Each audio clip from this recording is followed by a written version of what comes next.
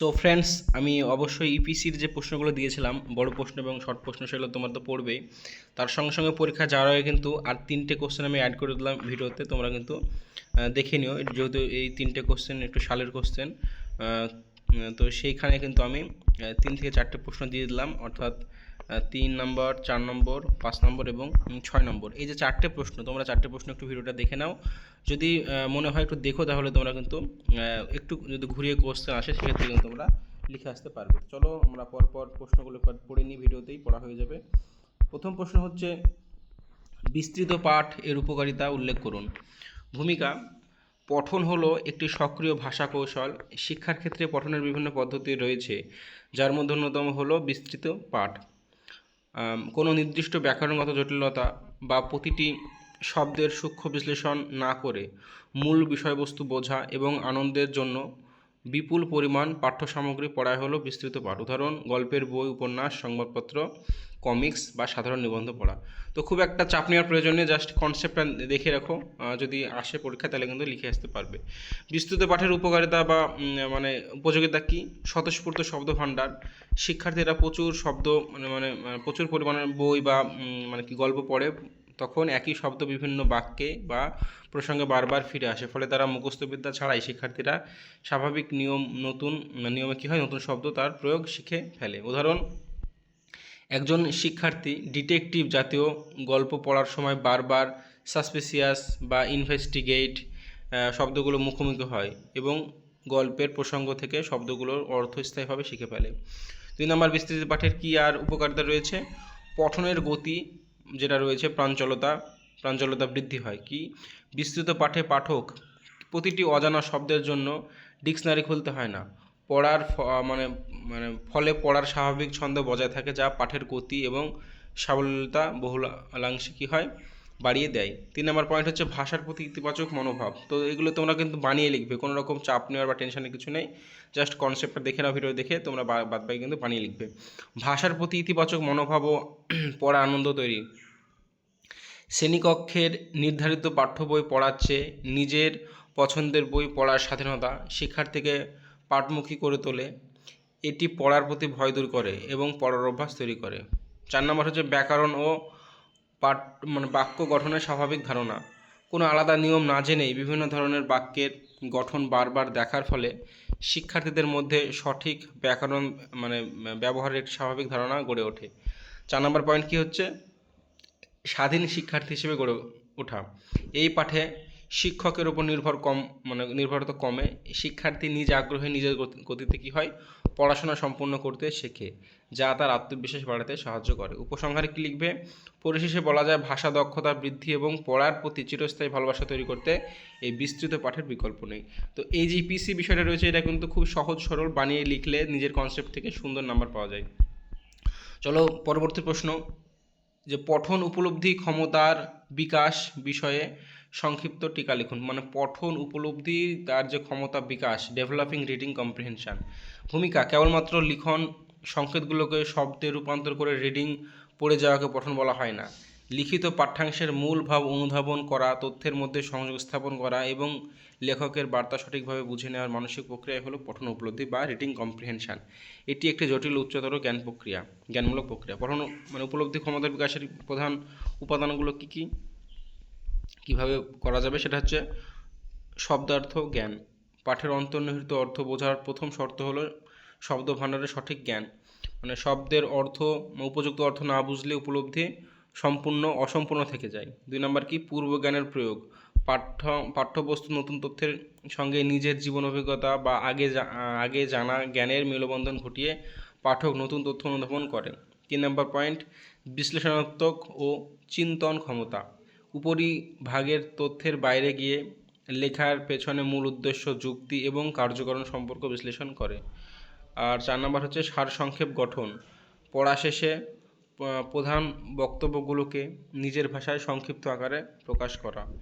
এগুলো হচ্ছে কি হচ্ছে যে পঠন যে উপলব্ধির ক্ষমতা বিকাশের জন্য এই উপাদানগুলো কথা অবশ্যই উল্লেখ করতে হবে। তারপর হচ্ছে ক্ষমতা বিকাশের উপায় যদি বলি, তাহলে জাস্ট সংক্ষেপে লিখে দেওয়া যেতে পারে যে শিক্ষার্থীদের মধ্যে এই ক্ষমতা বিকাশ ঘটাতে শিক্ষকের ভূমিকা অত্যন্ত গুরুত্বপূর্ণ।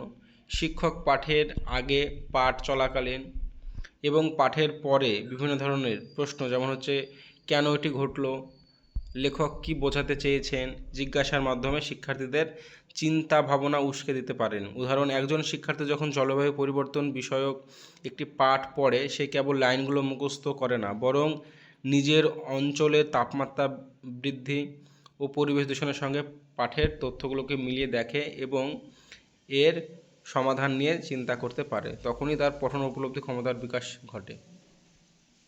এভাবে পঠন উপলব্ধি বিকাশ ঘটে। এবার এখানে আরেকটা প্রশ্ন ঘুরে আসতে পারে যে পঠন উপলব্ধি ক্ষমতা বিকাশের দুটি কৌশল উল্লেখ করুন। যে কোনো দুটি কৌশল যখন বলবে সেক্ষেত্রে কিন্তু উত্তরটা অন্যরকম করে লেখা যেতে পারে। তো কী কোশ্চেন উত্তর, যে শিক্ষার্থীদের পড়া গভীরভাবে বুঝতে এবং তথ্যের সঠিক অনুধাবন নিশ্চিত করতে বিভিন্ন পঠন কৌশল ব্যবহার করা। নিচে পঠন উপলব্ধি ক্ষমতা বিকাশের দুটো কৌশল আলোচনা করা হলো। কি? SQ3R কৌশল, যেটা কিন্তু পরীক্ষায় গতবারে শর্ট কোশ্চেনে এসেছিলো। SQ3R এর ফুল ফর্ম মনোবিজ্ঞানী ফ্রান্সিস পি রবিনসন কর্তৃক উদ্ভাবিত। এখানে কি বলছে যে এই কৌশলে একটি সুসংগত এবং বৈজ্ঞানিক পঠন পদ্ধতি 5টি ধাপ উল্লেখ করেছেন। কি কি? এস ফর হচ্ছে সার্ভে বা জরিপ করা। মূল পড়া শুরুর করার আগেই অধ্যায়ের শিরোনাম, সাব হেডিং ছবি বোল্ড করা, শব্দ এবং অনুচ্ছেদের প্রথম শেষ বাক্য এক নজর দেখে নিয়ে পুরো পাঠের মধ্যে একটা পাঠের একটা মানচিত্র মনের মধ্যে তৈরি করা। এটা হচ্ছে সার্ভে, জরিপ করা যেটা। কিউ হচ্ছে কোয়েশ্চেন, তো শিরোনাম ও সাব হেডিংগুলোকে প্রশ্নে রূপান্তরিত করা। যেমন, এই অধ্যায়ে সালোক সংশ্লেষ বলতে কী বোঝানো হয়েছে, এটি পড়ার আগ্রহ বাড়ায়। তারপর হচ্ছে রিড, তৈরি করা প্রশ্নগুলোর উত্তর খোঁজার উদ্দেশ্যে সম্পূর্ণ অনুচ্ছেদটি গভীর মনোযোগ দিয়ে পড়া।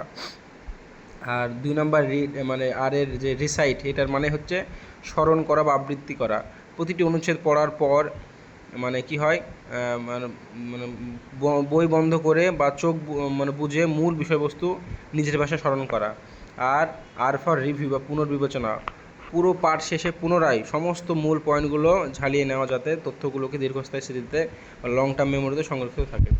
আর দৃশ্যমান বা কল্পনা যেটা দিয়ে করা হয় সেটা হচ্ছে কি, যে পড়ার সময় শব্দ ও বর্ণনার ওপর ভিত্তি করে মনে মনে একটি কাল্পনিক ছবি বা ভিডিওর মতো দৃশ্যপট তৈরি করার প্রক্রিয়াকে ভিজুয়ালাইজেশন কৌশল বলা হয়। কেমন কার্যপ্রণালী? কি? এই কৌশলে শিক্ষার্থীরা তার কল্পনা শক্তি ব্যবহার করে লেখায় বর্ণিত বিষয়বস্তুর একটি সুস্পষ্ট মানসিক ছবি আঁকে।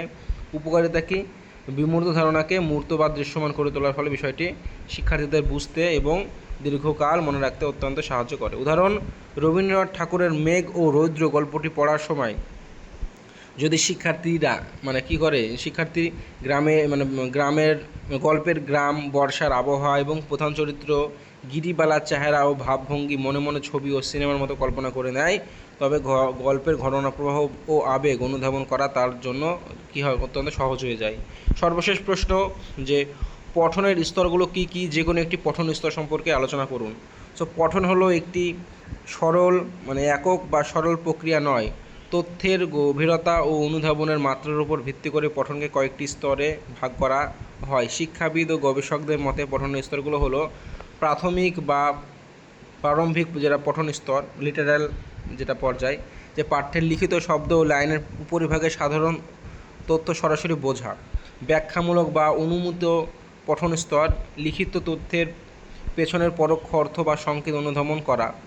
আর 3 নম্বর হচ্ছে বিচারমূলক বা মূল্যায়নাত্মক পঠন স্তর, লেখার সত্যতা, সঠিকতা, লেখকের যুক্তি ও গুণ বিশ্লেষণ করা।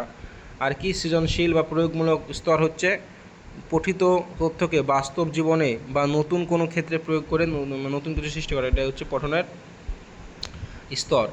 নেক্সট হচ্ছে যে কোনো কি বলেছে, যে কোনো একটি পঠন স্তরের সম্পর্কে আলোচনা করুন। সো যেহেতু পঠন স্তরগুলো রয়েছে প্রারম্ভিক বা ব্যাখ্যামূলক, তো এখানে ব্যাখ্যামূলক বা অনুমিত পঠন স্তর সম্পর্কে আলোচনা করা হয়েছে। তো কি আছে, যে এই স্তরে পঠনের গভীরতা প্রাথমিক স্তরের চেয়ে অনেক বেশি। এখানে পাঠক কেবল তার লেখা আছে তাতেই চমকে যায় না, বরং সরাসরি বলা হয়নি কিন্তু ইঙ্গিতে প্রকাশ করা হয়েছে তা অনুমানের মাধ্যমে বুঝে নেয়। প্রধান বৈশিষ্ট্যসমূহ কি? অনুমিত অর্থ উদ্ধার, গল্পের প্রসঙ্গ, চরিত্র, পারিপার্শ্বিক অবস্থা বিচার করে অদৃশ্য তথ্য বের করে, যেটা কিন্তু লেখা থাকে না সেটাও কিন্তু এই পাঠক বের করে। তারপর কি রয়েছে যে কার্যকারণ সম্পর্ক স্থাপন, একটি ঘটনার পেছনে লুকানোর আসল কারণ কি হতে পারে তা বুঝতে পারে। চরিত্রের আবেগ বিশ্লেষণ, লেখকের ভাষার ব্যবহার করে গল্পের চরিত্রের মনস্তত্ত্ব অনুধাবন করা, উদাহরণ সহযোগে ব্যাখ্যা করা। ব্যাখ্যা কি আছে যে পাঠ্যে লেখা আছে বিকেল থেকেই আকাশ কালো হয়ে এসেছে, এটা কিন্তু পড়লে বুঝতে পারবে তোমরা। প্রবীণ শিক্ষক মশাই ছাতাটা হাতে নিয়ে দ্রুত হেঁটে বাড়ির দিকে রওনা হলেন এবং বারবার বাড়ির দিকে তাকাতে লাগলেন। তাহলে প্রাথমিক স্তর যেখানে সোজা অর্থ হলো আকাশ মেঘলা, শিক্ষক মশাই ছাতা নিয়ে বাড়ি যাচ্ছেন এবং ঘড়ি দেখছেন। এটা ব্যাখ্যামূলক স্তর কি, এই স্তরে পাঠক বুঝতে পারে যে কি বুঝতে পারবে যে কোনো মুহূর্তে প্রবল ঝড় বৃষ্টি নামতে পারে, রাস্তায় জল জমে যাওয়ার ভয় আছে এবং শিক্ষক মহাশয় ভিজে যাওয়ার বা সমস্যা পড়ার ভয়ে আতঙ্কিত ব্যস্ত হয়ে আছেন। এটা কিন্তু ডিরেক্ট লেখা না, কিন্তু পাঠক সে বুঝতে পারে। গুরুত্ব কি, শিক্ষার্থীদের চিন্তাশক্তি ও মানসিক পরিপক্কতা বাড়াতে ব্যাখ্যামূলক স্তর অত্যন্ত গুরুত্বপূর্ণ, কারণ এটি পাঠককে লেখকের চিন্তাধারার সাথে পরোক্ষভাবে যুক্ত করতে সাহায্য করে। তো যাই হোক, তোমাদের যেই প্রশ্নগুলো দেওয়া হয়েছিল 2 মার্কের, সেগুলো তো পড়বেই, 2 মার্ক আশা করি ওখান থেকে আসবে। আর যদি এক একটা নাও আসে তোমরা কিন্তু কনসেপ্ট থেকে লিখে আসতে পারবে, এটুকু কনফার্ম, কারণ সমস্ত প্রশ্নগুলো সহজ আছে। তার সঙ্গে বড় কোশ্চেনগুলো পড়বে, বড় কোশ্চেনের 2-1টা কোশ্চেন হয়তো স্কিপ করতে পারো, যেগুলো 24 সালে এসেছিলো, যেমন হচ্ছে পঠনের মানে বিভিন্ন সমস্যাগুলো কি, ওগুলো হয়তো একটু স্কিপ করলে তোমরা করতে পারো। বাকি কিন্তু মোটামুটি সবগুলো পড়ে নিও, কারণ অনেক সময় 2 মার্কের প্রশ্ন আসে। সো ওভারঅল সব মিলিয়ে আশা করি কমন পেয়ে যাবে। আর এখন যে 3-4টে প্রশ্ন দিলাম, এই ভিডিওটা তুমি চাইলে 2বার দেখে নাও, খুব ছোট্ট একটা ভিডিও। কী প্রশ্ন একবার বলে দিই, বিস্তৃত পাঠ এর উপকারিতা কী, পঠন উপলব্ধি ক্ষমতা বিকাশের বিষয় সংক্ষিপ্ত টিকা, এবার যে পাঠন উপলব্ধি ক্ষমতা বিকাশের 2টি কৌশল, আর হচ্ছে পঠন স্তরগুলো কী কী, যে কোনো একটি পঠন স্তর সম্পর্কে আলোচনা করুন। সো এই প্রশ্নগুলো তোমরা দেখে যাও, আশা করি এই ভিডিও থেকে সমস্ত কিছু কমন আসবে এবং পরীক্ষা ভালো হবে। ভিডিওটিতে অবশ্যই লাইক করে দিও আর কমেন্ট করতে ভুলবে না। Thank you.